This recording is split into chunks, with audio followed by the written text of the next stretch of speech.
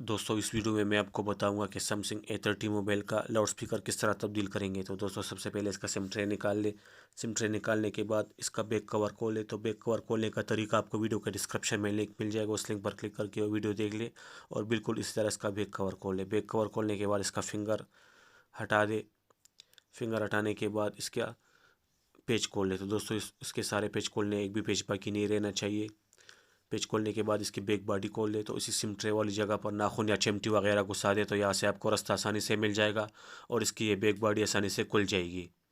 Back body खोलने के बाद सबसे पहले आपने इसकी बैटरी को डिस्कनेक्ट कर देना है।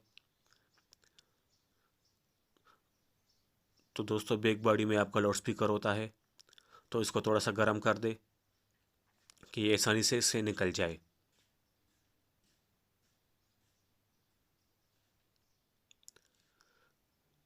तो दोस्तों गर्म करने के बाद चिमटी या ब्लेड से इसका ये लाउड स्पीकर निकाल दे।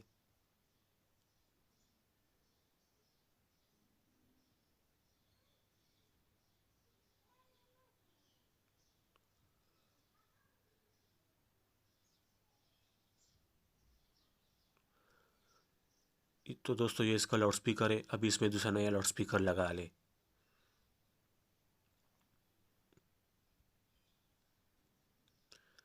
नया लाउड स्पीकर लगाने के बाद इस पर बैक बॉडी लगा ले।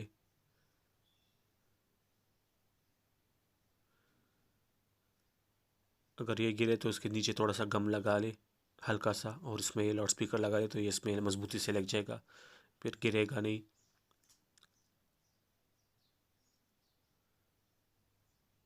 अब इस पर ये बैक बॉडी लगा ले। तो बैक बॉडी इस पर बिल्कुल सीधा रखकर साइडों से थोड़ा सा जोर दे दे तो ये खुद ब खुद फिट हो जाएगी, ज़्यादा जोर देने की ज़रूरत नहीं है।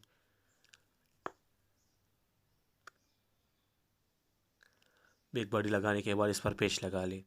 तो दोस्तों इस पर आपने वही पेच लगाने हैं जो पेच आपने इससे उतारे थे, दूसरे पेच नहीं लगाओगे, क्योंकि अगर आपने इस पर बड़े पेच लगा दिए तो नीचे स्क्रीन में चले जाएंगे और आपकी स्क्रीन को तोड़ देंगे। और आखिर में इसमें सिम ट्रे फिंगर लगा के इस पर बैक कवर लगा ले। तो दोस्तों वीडियो देखने का बहुत बहुत शुक्रिया।